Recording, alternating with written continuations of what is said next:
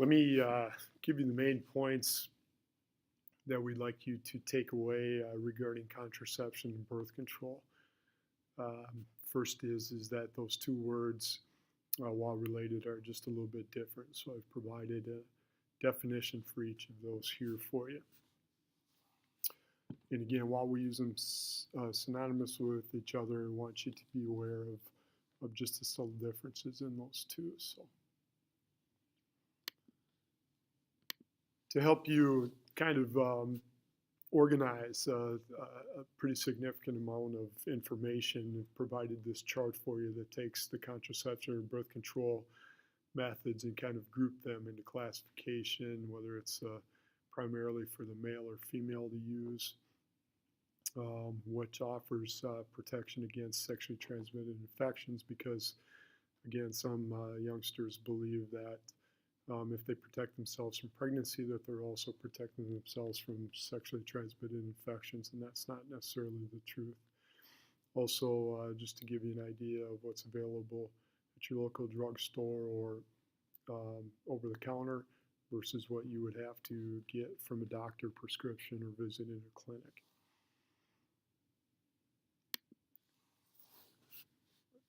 This is from the CDC. As you all know, we use the CDC quite significantly in this class, and so I wanted to provide you their one-stop shop, if you will, an informational poster of the different types of contraception and how they classify them and the effectiveness of each, because I do think that kids believe that that birth control is 100% effective, and that also is not true. And also, different types of birth control have different effectiveness percentages that you'll learn about. So, as we talk about just the classification of contraceptions, they can be classified into 4 different categories for our purposes: an oral or an implant hormonal-based contraceptive, a barrier-based contraceptive, an intrauterine device, or a surgery. And I'll cover each of those as we go through here. First of all, with the hormonal contraceptives, most commonly known as birth control pills, there are also different types of hormonal implants, if you will, that allow you to get those hormones without having to take a pill every day, so you don't forget. But essentially what birth control pills, hormonal contraceptives, do is they manipulate the 4 hormones that are responsible for your menstrual cycle and just fool your body into thinking you're already pregnant. And if you're already pregnant, it's not going to release an egg and do your normal ovulation patterns. So that's a really simplistic explanation, but I think that will suffice. Again, implants can be used to release hormones directly in the bloodstream instead of taking an oral pill. These can be left in. Vaginal rings, again, that can be put in the vagina and left for a 3-week period, so that it's not an everyday thing. A little bit more consistent if you have trouble remembering to follow up with something every day.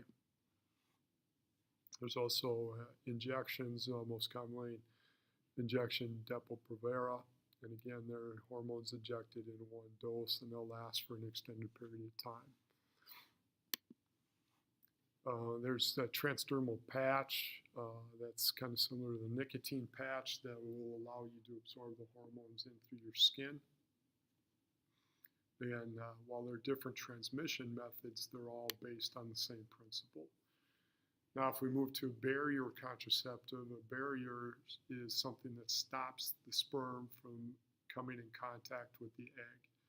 And obviously the most common form of barrier contraceptive is a condom.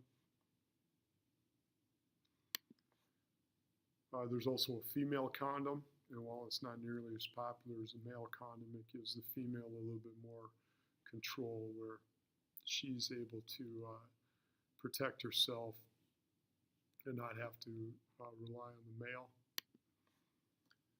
There's a diaphragm or a cervical cap that fits over the opening of the uterus, the cervix, and it can be inserted before sex, taken out after, usually used with the spermicide to kill any of the sperm that collect along the edges or in the diaphragm itself, but again, it provides a barrier that sperm can't get into the uterus, therefore they can't get into the fallopian tubes, and therefore, again, they can't fertilize an egg if they can't get together. A female sponge is a one-time use diaphragm. This is available over the counter, while the diaphragm and the cervical cap are unique to every female, and a doctor will actually measure your cervix to make sure it fits correctly.